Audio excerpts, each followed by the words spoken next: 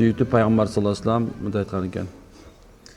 Ани Наби саллаллаху алейхи ва саллям قال ثلاثة لا يكلمه الله اليوم القيامة المنان الذي لا يعطي شيئا إلا منه والمنفق سلعته بالحليف الفاجر والمسبل إزاره. Demek Allah azze ve celle kıyamet günü bolganda üç türlü adam menen talata la yukellimuhumullah Allah kıyamet günü söylöşpeytken kıyamet günü. Buların birincisi deyt, birincisi bergenine mildet kılgan adam eken. Beretken mildet kılatken. İkincisi ant içetken anın ошо менен ант ичип, жалгандан ант ичип, соодасын өткөзөткөн. Үчүнчүсү болсо, ошондой бир фажир дейт, ушундай өзүнүн эмесин, кийимин сүйрөлтөө кийип алат экен. Мына ушул үчөө менен Алла Таала кыямат күнү сүйлөшпөйт экен. Биринчиси негизинде ушул үч нерсе жөнүндө аябай көп нерсени сүйлөшсөк болот азырчы. Анткени субханалла негизи эле бул адамдардын арасында дагы деле өтө жактырылбаган амалдардын бири болуп эсептелет. Мисалы Пайгамбар саллаллаху алейхи ва саллям айтат, эгерде кимде ким бирөөнө белек берген болсо, анан кайра ошо белегин талап кылса өзүнөн кайра, мен баягы берген белекти бер десе, мисалы аялдарга махр бердиңер, калың менен калыңымды келе дей турган болсо, эми мындай мисал иретинде айтып атамын. Ошондой эле мисалса бир тууганына бир эме берди, досуна бир нерсе берди, белек берди, жана эмне экен, ошол нерсесин кайра талап кыла турган болсо, баягы жеген нерсесин кусуп туруп, кусундууну жегенге барабар экен.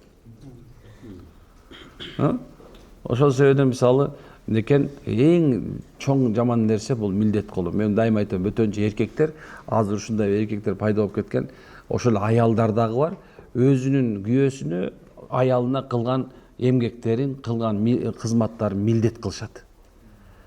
Жоса кээ бир ушундай акылы тайкы балдар бар, өз ата-энесине кызмат кылат дагы ошол нерсени экен милдет кылат. Мен багып атпаймынбы? Мен кылып атпаймынбы? Болбосо субханалла эмнекен Алла Таала биринекин бирине мойнуна илип койгон. Мисалы эркек үчүн аялдын нафакасы эркектин мойнунда. Эгер ата-энеси алсыздыкта, Куранда айткандай, аларга күч кубат берип, анан алсыздыкка түшүп, алсыздыгынан жок кылабыз атпайбы? Мындай ошо алсыз болуп турган мезгилде ошол баланын, эгер эркек бала жок болуп турган кыздын эмнекен милдети ошо ата-энесин субхана мүмкүнчүлүгүнө жараша карап туруу. Бул ужумда айткан бирибизге байланган нерсе да. Эми Алла Таала бекер айткан, Алла да юкаллимуллах, Алла кыямат күнү алар менен сүйлөшпөйт дейт. Карасаң кандай нерсе. Эми эмне үчүн сүйлөшпөйт десе, эң негизги нерсени Алла сага рызкы берди, Алла сага мүмкүнчүлүк бергенде, ошол мүмкүнчүлүгүңдү эмне кылдың? Кылып туруп анан кийин мен кылып атам дегенде өзүңдү Кудайдын деңгээлине чыгарып алдың деген сөз да. Мен багып атам да, мен кылып атам. Кээ бир мындай айткандай рахмат айтып койсоңор болобу дейт го жерде. Жок, субханалла. Эгерде мындай бир садака бабында бир сонун бир сөз келет. Садака байлыкты дейт, кемитпейт, көбөйтөт. Деп туруп анан түшүндүрмөсүн берет да. Бирок эми дейт, силер садака берип коюптумда сүйүнбөгүлө дейт. Садаканы алып койгондон сүйүнгүлө дейт да. Эмне үчүн антип болду? Анткени эгер Алла тоофик бербесе, сен садака бере албайт элең. Эми ошондой эле ар бир эркек, ар бир аял, ар бир ата-эне өзүнүн карамагындагыларына кылган кызмат үчүн Алланын алдына ажырын, сообун сөзсүз алат. Кааласа бул дүйнөдө алат, кааласа ахиретте алат. Ошонун себебинен эч качан эмнекен мындай бир колко кылып, мен кылып атпаймынбы, мен кылдырып атпаймын, мен кылбадымбы деген нерсени унуткула. Жашооңорду лексикондон алып салгыла, күнүмдүк сүйлөп аткан сөзүн алып салгыла. Эмне үчүн? Анткени Алла сен себепти тигин рызкысын берип атат экен да. Сен баккан жоксуң аны. Сен ага берген жоксуң сен аны. Субхана, унутпа. Анын рызкысын Алла сен себепти берип атат, субхан. Кара, алсыз деле чымчыктарды карасаң, мен үйүмдүн түбүндө бир чабалекей субханалла эме багып алды, үй салып коюпту. Мындай карап коем, интересно да. Анан айтам, я Алла, сен кандай керек болсо куштарга дагы, чымчыктарга дагы сен эркектерине привилегия берип койгонсуң да. Карасаң, тигинси, ургачысы, балапандарды басып жатат. тиги болсо барып келип улам тигинин оозуна салып атат да. Карасаң кандай керек болсо субханалла, о чабалекейди аялын багып, ургачы чабалекейди багып. Карасаң, ал колко кылган жок. Биз болсо субханалла, о тиги эркек чабалекейден дагы төмөн түшүп кетип атпайбызбы? Субханалла. Ошонун себебинен пайгамбарыбыз сүйлөшпөй дейтин экен, бергенин милдет кылгандар дейт. Негизи эле эмне бир нерсе кылсаң, аяба. Жашооңдо негизи бир болбогон бир баягы чотоңду жанагындай кетмениңди, бир балкаңды, бир болбогон бир дөңгөлөгүңдү, керексе бир мыгыңды, эми жашоодо сага кереги деле жок да, итке темир эмне керегинен жөн эле турат да, бирок сен бул жериңде мага керек болуп калсачы деген нерсең бар да. Ушул керек болуп калсачы мага деп, жок турабы, бош тура, бирөө колдонсун ал десеңчи. Анында соо бар билесиңер. Анткени бир жакшылыккачы 10 жакшылык бар да. 10 жакшылык жазылат, бир жакшылыгыңа субханалла. Анан бир болбогон бир нерсени эле жабышып эле жок бул меники, анан кээ бирлер ушунча деңгээлге түшүп кетебиз. Төмөн деңгээлге түшүп алганда, мындай бир кээ бирде ойлонуп кетесиң да, бул эмне болуп атат мынчалык депчи. Же мындай ушунча жылдан бери молдо болгондукпу деп коем десең да, кээ бирдечи. Балким кээ бирлер мындай диндар болсо деле, аалым болсо деле, ушундай болсо деле мындай карап отуруп калсаң башкача ойлонуп атканын көрөсүң да, мышление башкача да. Биз молдо болуп калгандык болуш керек да, анткени жалаң эле өлгөндөргө жаназа окуй берип, өлгөндү жууй берип, аны апарып мүрзөгө кое берип, анын аркасында иман өлүп аткан адамга иман айта берип эле ойлоп коем кээ бирде ушунча молдолор мындай дүйнөнү тарк кыла башыбыз да, бул калып калбайсың бул нерсең менен. Эч нерсең алып кетпейсиң, айтканды көбүрөөк молдо айтат болуш керек деп ойлойм да көбүнчөсүчү. Анткени ушу күнүгө көргөм да, мисалы мына почти 19 жашыман баштап ушул жашка келгени өлгөн адамды коюп келатам да, жаназа окуп келатам. Бирөөнү носки кийгизген жокмун тоогорусу түшүнөсүң. Канча байын койдум, канча миллиардерин койдум, акылдуу, акылсыз, вообще дөп айында койдум субханалла. Айта турган нерсе, вообще бу жакта жиндир элдин баары бул мажнун, бул келесо деп жүргөндө да койдум да. Карасам субханалла, өлүп атканда бул жерде эчтеке чогултпаган мажнун менен керелденген мондай үйлөрдүн касыр-кас үй салып салган экөөнүн айырмасы жок болот экен да. Бирок болгон нерсеси эле тиги жиндинин дубасын окуйсуң, тиги болсо соонун дубасын окуйсуң да, барсаң. Айырмасы ушул эле. Ошол себептен бир нерсе бул дүйнөдө жок дегенде бир жакшылык кылып кетиш керек.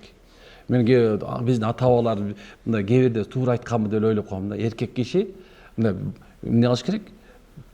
Аял алыш керек, балалуу болуш керек, анан бакты киш керек дейт го, туурабы? Да бир нерсе үй салыш керек дегенде бар болуш керек, мындай үмүтүп кетпейин да. Илгеркилердин сөздөрү аябай таам айтылган да. Бул эркекке тиешелүү. Эркекке тиешелүү субханалла. Ошол үчүн экен өзүбүздүн ким экенибизди байкайлы. Эркек экенин ушуну байкаш керек да, сен эркек экениңди байкашың керек да, кээ бир нерселерчи, машалла. Кийинчи жалган, бул эми азыр мен баяндырда сурашты да, устаз канткенде береке болот, соода кылсак. Мына соода кылып атабыз, канткенде береке болот. Кантип биз байып кетебиз? Дейт да. Аны айтам, бир эле нерсе кылбагылачы деп атам, бир эле нерсе кылбагыла. Жалган айтпагыла. Мен сонун бир хадис билем пайгамбар. Кимде соода кылса, соода кылып атып жалган сүйлөбөсө соодасында, кыямат күнү Алла Таала пайгамбарлар менен, шейиттер менен, салихтер менен бирге тирилтет. Бул дүйнөнүн даражасы менен тиги дүйнөнүн даражасын айтып атат. Эми пайгамбардын жанында тилдеткен соодагер, чынчыл соодагер, жалганчы болбогон.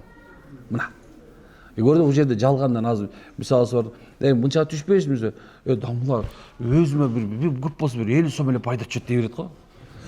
Киминисине барасың 50 эле сом пайда түшөт, бирок 50 сом менен кантип 5-70 айдайсың. Эми Алла берекесин берсин. Бирок айтайын деген, соодагерлердин чоң ошибкасы соода кылып атып, бул жалгандан касам ичкендегиси. Мынча сомдон эле алдым, мага мынча эле калып атат. Жо молдок эчтеке калбай калат деп коет го. Мына бул жерде мисалы 300 сом деп турат. Анан кийин түш жо молдок мен мына эң последний түшүп атам, анысы өзүмө эчтеке калбай калат дейт го. Ар жак барсам 150 сомдон турат. Түшүнбөйсүң да болчу. Кандай болуп кетти буягачы. Эми көрдүң уже белгилүү болду. Жалгандан жалган антишти, жалган айтты. Болсо соода береке жок калды. Кыргызда казандын калпычынын казаны кайнабайт дейт. Калпычынын казаны кыргыздар сүйлөгөн сөздөрүнө мындай баа берсең болот да, таамай ушундай айтып эле бетке айтып койгондой да, калпычынын казаны кайнабайт бүттү. Жашооң жүрүшпөйт деген сөз туурабы?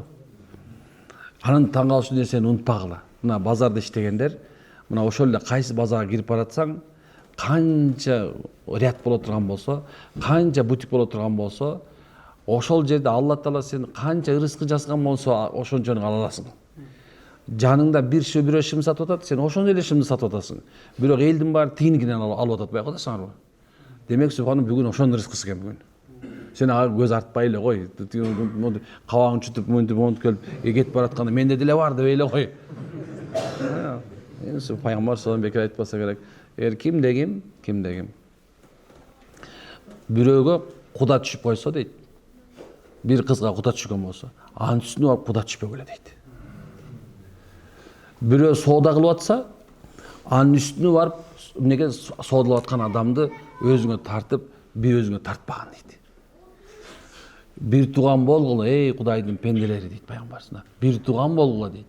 Мисалы сен өзүңдүн бир тууганың, кара чечекей бир тууганыңдын ишиң оңолуп кетишин каалайсың, туурабы? Ошол эле сенин жаныңда соода кылып аткан бирөө сен ошо кара чечекей бир тууганың. Сен кайын тушунда бир курсактан болбосо дагы, ал эмнеден? Ал субхана мусулман, альхамдулилля мусулманмын деп. Демек, мындай машалла деп турчу, мына соодагерлер карап алла. Эгерде сен жана бирөөнүн соода шатырап өтүп аткан болсо, машалла, машалла деп эле тура берчи. Машалла, баракалла, табаракалла, береке берсин Кудайым досум. Кудайым ушуну береке берсин деп эле ушинтип баягы жанындагы соодагер ушуну айта берсең, Алла Таалам ошол кошунаңдын себебинен эмнеге сага да берерин унутпашың керек. Бекерин эртең мененки сабак жөн эле болгон жок, байкасаңар керек, туурабы? Эмнеге жакшылык, субханалла, бирөө жакшылык кылып аткан болсо, ошого жазакалла хайран, Алла Таала сага ушуну эселеп кайтарып көбөйтүп берсин, жакшылык үнү дагы арттырып берсин деген сөз, бул бекер сөз эмес. Ошол себептен деген жалгандан касам ичүү сүйлөрдү Аллахта сүйлөшпөйт экен. Кийимин жерге сүйрөлүп кийгендер бул фажир. Мындай айтканда бул ушундай адамдар, бул жерде максат эмне? Көйнөктүн мындай сүйрөлүп жүргөндө эмес кеп. Бул текеберленгендигинде. Текеберлен кийимди мисал алса, бул мисалы жөнөкөй эле мындай эле кичинекей спортивный, бул арзан эле нерсе. Мисал карап көрсөңчү. Эми бирөө эмне алсаң, спортивный Гуччиникин кийип алды. Ошол эле материал нерсе аны Гуччи деп жазып койгон да мисалы. Эми ушунчалык деңгээлде болбогула деген сөз. Мода кубалап, ар кандай жана бренд кубалап кийинбей эле койгула. Кайсы нерсе субхана кененирээк, анан жарашырлуураак болсо болду. Бирок эми тытылып кала турган нерсесин, жанагындай азы бузулуп кала турган нерсени алгыла деп айткан жокмун, мына боло берет экен деп. Бизде мен көбүнчө англичандардын айтканын айтам да. Мы не настолько богаты, чтобы покупать дешевое дейт да. Кээ бир убакыттарда субханалла кээ бир мындай бир жакшыраак бир нерсени алып койсоң алса 10 жыл деп жетет туурабы? Бул жөнүндө сөз эмес. Бир сахаба келип, я Алланын элчиси, бизде араларыбызда кээ бирлер жакшы изарларды кийгенди жакшы көрөбүз дейт да. Жакшы изарларды кийгенди жакшы көрөбүз. Бирок пайгамбарыбыз айткан, ооба дейт. Алла Таала субханалла пендесине байлык берген болсо, ошонун үстүнөн жакшы изарлар, жакшы көйнөктөрдү кийип турушун каалайт дейт. Алла сулуу дейт. Пендесинде сулуу кооз болушун каалайт дейт. Жашоодо сулуу кооз кылып жашоо бул башка нерсе. Бирок ушул нерсе мындай айтканда ошо менен мактануу бөлөк нерсе. Бул дүйнө менен мактана турган нерсе жок, чын айтайын. Бул дүйнө мактансаң деле ошолсуң, мактанбасаң деле ошолсуң. Эми керек болсо жана Стив Джонсты, жана көптөгөн мына акырында жана Apple'ды кылган эмелерин көрүп атасыңарбы? Ал ошондой акыркы өлөрүндө рак болуп ооруп атат да. Мен кафирлерди болсо да эме кылам, баркташ керек да. Анткени алардын айткан сөзүндө жан бар болуп атпайбы? Айтып атат. $10 саат менен $1000 саат экөө тең бир убакыт көрсөтүп өткөн дейт. $100,000 машина менен субхан $10,000 машина экөө бир жерге алып барат экен. Силерде ошол силер өзүңөрдүн тапкан акчаңарды, дүйнөңөр дейт да, кымбат нерсени сатып алып жөн эле короткондон көрөк дейт да, келечекке кымбат нерселер жөнөткүлө деп атпайбы? Кымбат нерсени көп кем көрсөчү субхана, кымбат нерселерчи. Канча деген адамдар аз, муктаждар бар. Бирөө сен байлыгың бар, байлыгың бар, карызың жок, бүт сонун. Бирок сенин досуң бир нерсең неке карыз болуп турат. Сага акча деле кереги жок болуп турат. Досум, мен бул акчаңды ал дагы, карызыңды кутулуп ал, анан иншалла болор зымат бересиң мага. Дегенге биз жарабай айтабыз да. Биздин жүрөгүбүздөн ошол нерсе чыкпай атат. Эмне үчүн билесиңер? Анткени ошонун бизди кыйналып турганын көргүбүз келет да, мондай текебеленип келип, анан еще жанына келип, досум, баягыдай болбой калды, жүр чай берип коеюнчу сага дейт го. Мындай карасаң, мындай бир адамды кемсинтүүнүн эң төмөн даражасы ушул да. Бул текеберликтин нага текеберлиги ушул болуп эсептелет. Адамдар мындай бир ойлоп алып, бул жерде жөнөкөй эле көйнөк узун кийип алса, бул текебер болду. Этеги жерге тип, шымынын этеги жерге түшүп калса эле, бул текебер. Жок, анда эмес кеп. Кеп субхана сенин жүрөгүңдө жатат. Жүрөгүңдөгү субхана сенин иманыңда жатат. Мына ушундай. Биз мусулмандар, мен дайым айтам, мусулмандар бул дүйнөдө бир гана жакшылык кылыш үчүн келгенбиз. Биз бир адамды өлтүрүш үчүн келген эмеспиз. Бир жерде субханалла бир адамдарды тартып алыш үчүн келген эмеспиз. Биз негизи ар бирибиз өзүбүздү оңдоп, башка бирөөнүн оңолушуна себепкер болуп, анан мүрзөдө, машалла, куш келипсиз. Мен сени күтүп аттым эле. Бүгүн сен үчүн мен жайылып берем. Көзүң жеткенге чейин чоюлуп берем. Мынакей, жытта дептир, бейиштин терезеси ачылып, машалла, барзакта кыямат күнгө чейин бара турган жериңе суктанып, качан бул кыямат болот я, батыраак болбойбу? Батыраак болбой мен бара турган жериме барайынчы деп даярданып жатыш үчүн келгенбиз биз. Бул дүйнөнүн акыйкаты ушул эки. Чын айтам, бул дүйнөнүн ушул накат чыныгы даярдык ушул.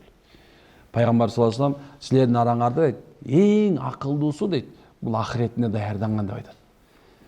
Бирок текеберлик бул ахиреттин эшигин жабат.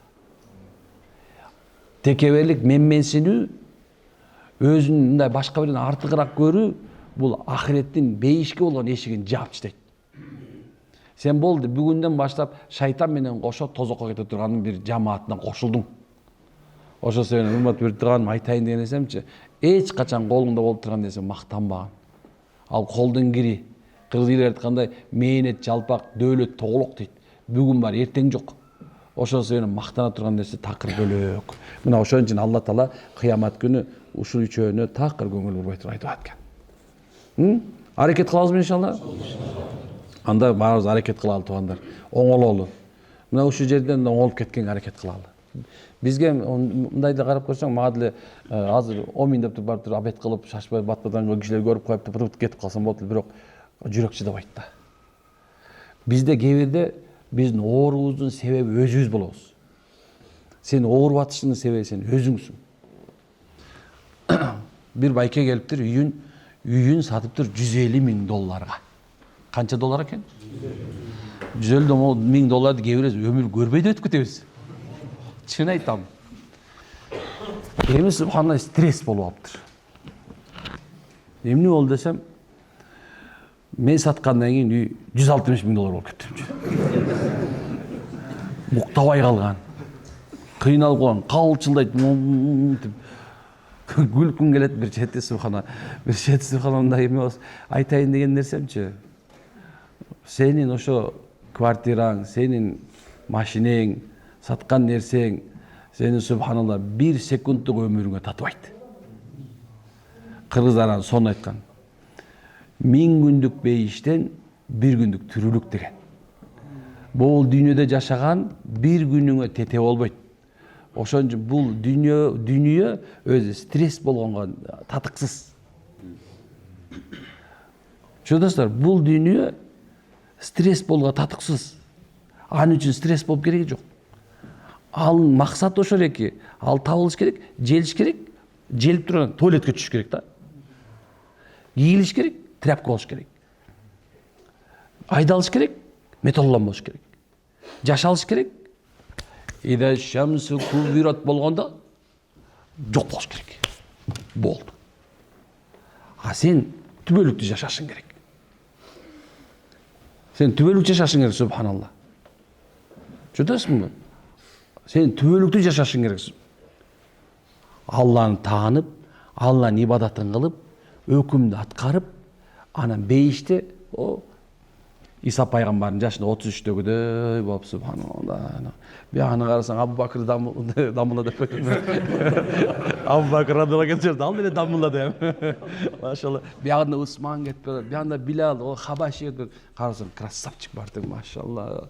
Бияганы карасаң кандай пайгамбардын жанында я Расулла деп мында пайгамбардын жанында о Фирдауста Кавсар көлүнүн этегинде шезлонгдун алдында жатыш керек да. Түбөлүк жашоо деген ушул да. А бул жашоо өзү капыланып турган нерсе. Аялың кетип калды, ну и что? Күйөөң иштеп кетти, ну и что? Балаң каза болуп калды, чарчап калды. Эмне болуптур эми? Тагдыр бүттү да, атаң каза болуп калды, тагдыр бүттү да. Акча банкрот болуп калсың, түштү? Сен тажрыйбаң эч ким тартып алган жок, эртең кайра акча аласың. Эмне капаланасың? Ойлонуп көрсүңүз. Мында жакшылап акылга салып көрө турган болсоңчу, ал бул жерде көбүңөрчү жөн эле ооруп атасыңар да. Чын айтам, жөн эле ооруп атасыңар. Мында бир болбогон нерсеге стресс болуп аласыңар да. Амин. Субханалла. Батыр күнөзгө. Ушундай. Аллахым сиздерден разы болсун, машалла. Sağ ol.